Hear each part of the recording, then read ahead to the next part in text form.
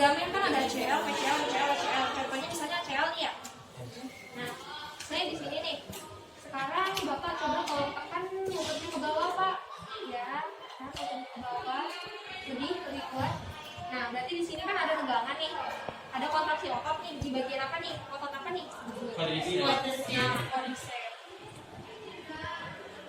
Berarti bisa dipahami seperti apa contoh isometrik. Berarti dia tidak terlihat seperti bergerak kan, tapi sebenarnya dia mengalami kontraksi. Itu contoh dari isometrik. Nah, seperti itu. Kalau misalnya setelah post-op kita berikan isotonik, seperti itu. Kira-kira gimana nih? Bekas jahitannya, luka jahitannya kan nggak bisa kan, makanya kita berikan isometrik seperti itu. Itu salah satunya mengapa kita menggunakan isometrik.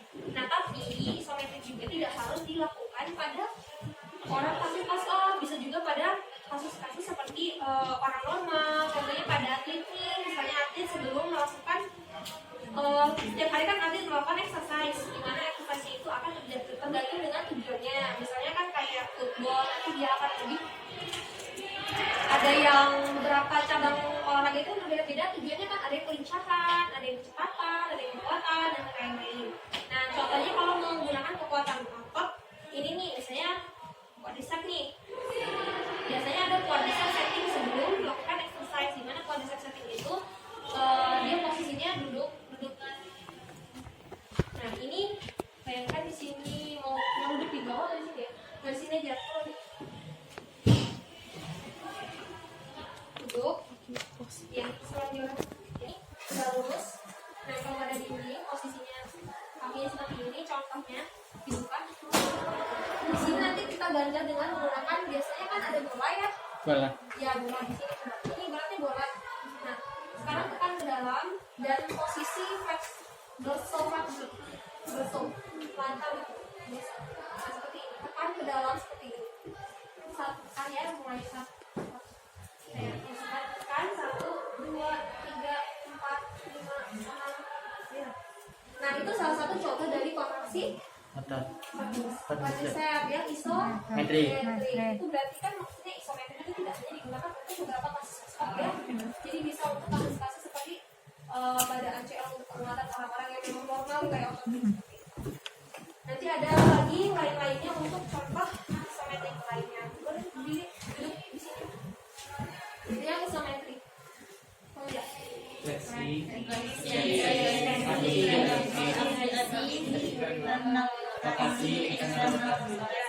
rotasi bisa disebut dengan endorotasi atau exorotasi.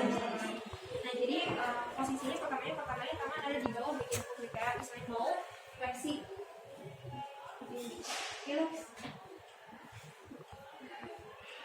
Nah, seperti ini. Jadi posisinya kan ini masih kuat nih, tapi nanti ada kan kalau misalnya di pasien rumah sakit itu ada yang berat badannya berlebih, obesitas, kemudian itu sangat berat, maka untuk mengantisipasinya fisioterapi harus posisi badannya, posisi tubuhnya itu memperlebar base of support. Kalau COG kan central of gravity manusia itu ada di sekitar L45. Nah, jadi kalau kita memperluas base of support, nah misalnya kayak gini, kan berarti kita bertumbuh pada satu titik ini nih. Nah, kalau memperluas base of support, maka harapannya apa? Harapannya nanti pembebanan dari tubuh kita itu tidak hanya di seperti ini. Nanti kan akan beda seperti ini, lebih mudah dibandingkan yang seperti ini kan. Seperti ini. Jadi nanti posisi fisioterapi juga harus seperti ini ya, benar-benar. Nah, ini flat. Ini kalau kamu lihat saja, biar saya menggunakan. Nah, seperti ini namanya aktif atau pasif atau aktif atau resisten. Pasif. Coba sekarang gerakan lakukan yang seperti saya contohkan tadi, Pak. Ya, tadi. Nah, ini apa? Aktif. Nah, kalau misalnya sekarang coba kamu bisanya cuma segini ya. Oke, sekarang apa? Terus saya berikan bantuan seperti ini, namanya apa? Aktif. Kalau misalnya sekarang angkat kaki ini seperti tadi. Nah, ini apa? Resisten. Jadi paham ya perbedaannya. Nah, itu tadi yang fleksi. Nah, kemudian untuk aduksi seperti ini ya.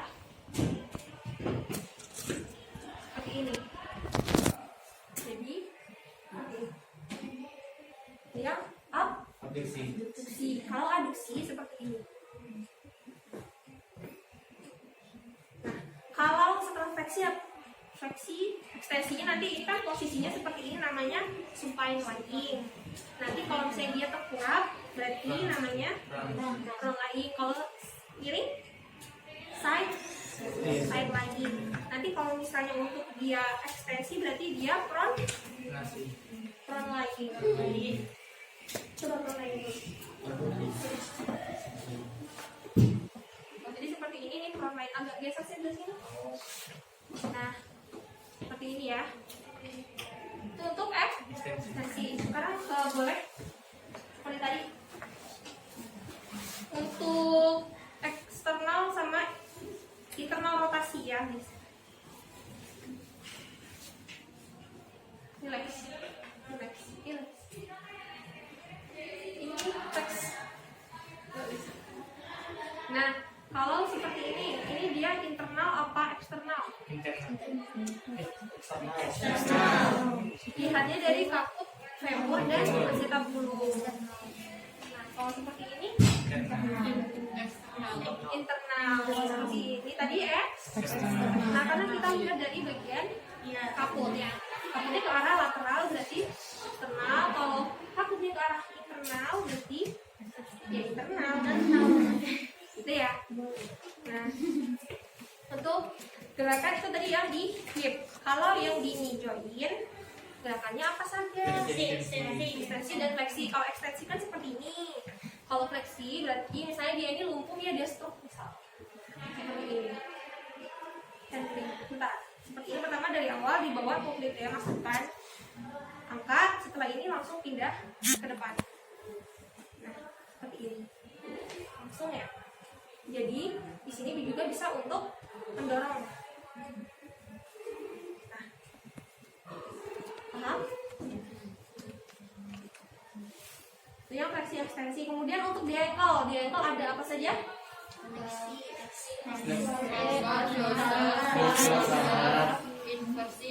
Nah ya, berarti ada dorso. Jadi ada dorso, ada plantar, ada internal, ada inversi ada inversi. Nah setelah itu untuk pemberian latihannya seperti ini bisa pasif kan, bisa nanti kalau misalnya untuk ya kita berikan tahanan itu bisa menggunakan juga alat yang seperti di stop service yang tadi yang panjang seperti karet. Jadi ada yang punya kain atau apa, nggak ada. Jadi bayangkan saja seperti ini, misalnya untuk ini tadi kan bisa ini pasif ya. Nah kalau untuk resistif bisa juga misalnya nanti ini kan panjang nih. Oh ya, jadi kita buat seperti ini, kemudian kita tarik supaya dia untuk penguatan gerakan dorso. Tapi kalau misalnya kita nih, kan panjang nih. Nah, ya Allah, kayak ya. Nah, misalnya apa ya? Tidak ada. Oh ya, minum deh. Sorry. Misalnya kayak gini.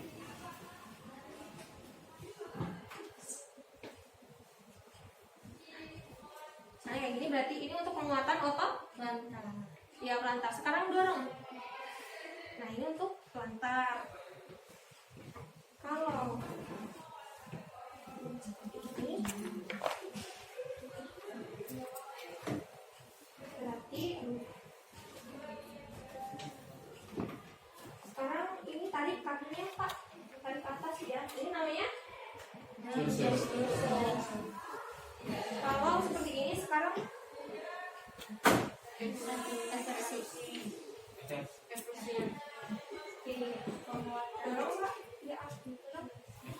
inversi dong, kan dia nariknya inversi. Tapi kalau misalnya saya nariknya dari sini berarti ini contoh dari yang resistif.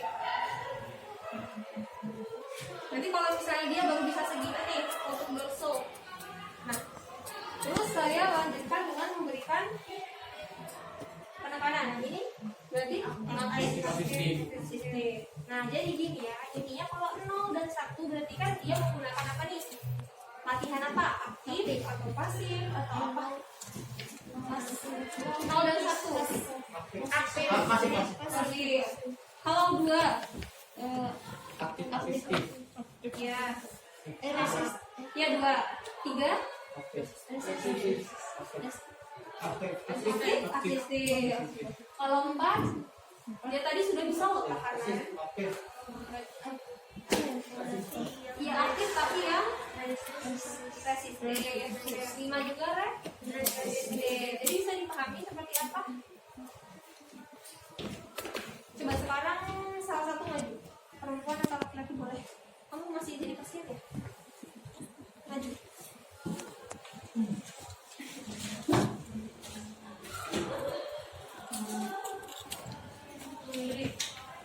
Sekarang gerakan fleksi hip.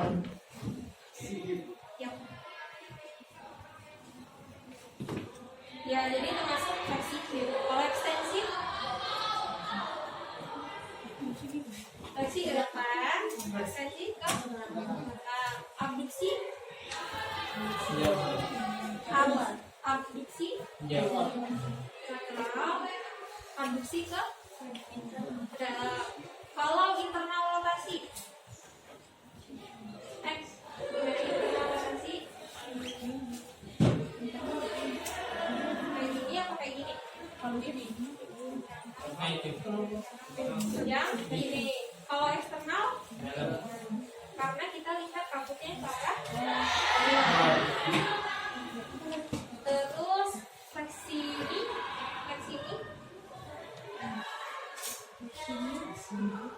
Ya, ekstensi. Ankle, dorsofleksi. Kalau plantar yang kayak gini. Kalau inversi, nah kalau posisinya seperti ini gerakan apa? Fleksi,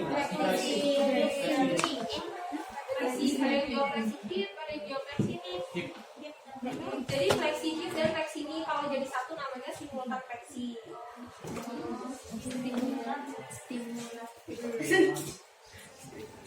Kalau ini apa?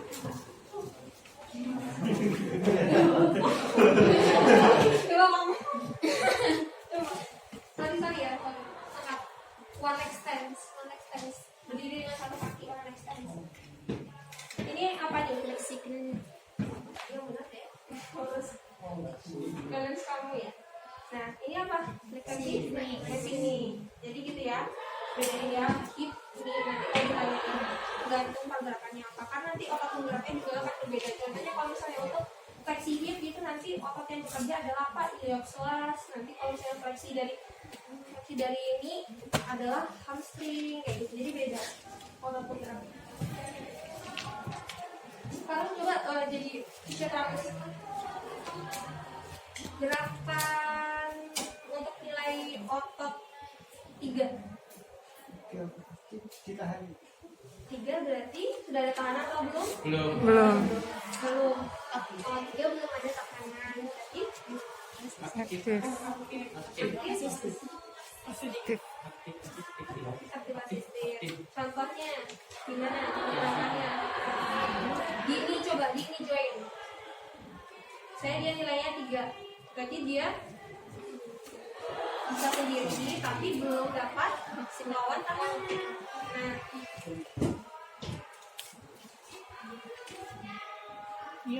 Nah terus kalau misalnya 4 dia sudah bisa melawan tahanan sedikit. Gimana tuh caranya? Ya, jadi kamu ngasih tangannya gimana? Izin yang apa bisa? Jadi lurusin dulu. Nah, di situ ada basis tangan kiri. Sorry. Nah itu. Tangan setek. Ini jangan lagi.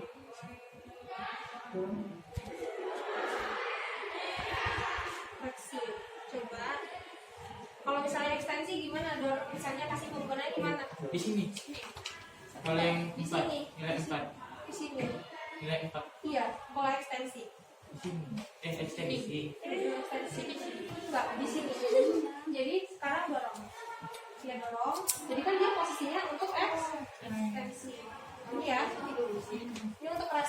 yang bagian X. Jadi sekarang dorong Pak, ya dorong kuat Pak, dorong kuat beneran kuat, dorong kuat, tambah kuat, ayo tambah kuat, makin kuat.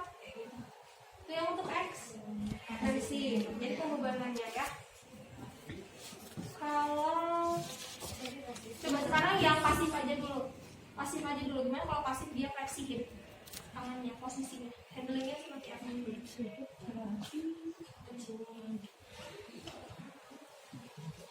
Ini fleksi hip itu enggak apa?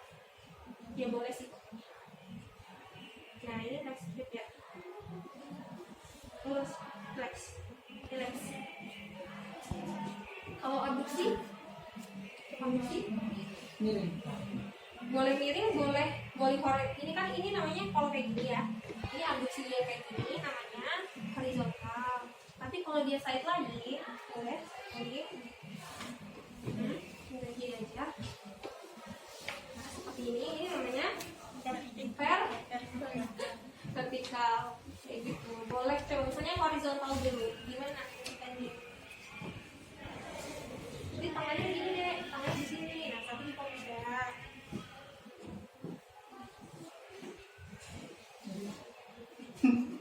Seperti ini. Nah, kalau abduksi ke dalam. Nah, kalau untuk angle rotasi, ya gimana? Coba. Angle rotasi. Ya, terus gimana? Ini gini ya. Ini apa? Indo. Kayak gini, exo. Coba sekarang kamu dulu. Ini susah loh ini. Nah, jadi gini ya, proses misalnya gini. Jadi awalnya kan seperti ini, nih. Jadi sini, nanti kalau sudah sampai sini dipindah ke sini atau ke sini. Gitu ya. Coba sekarang.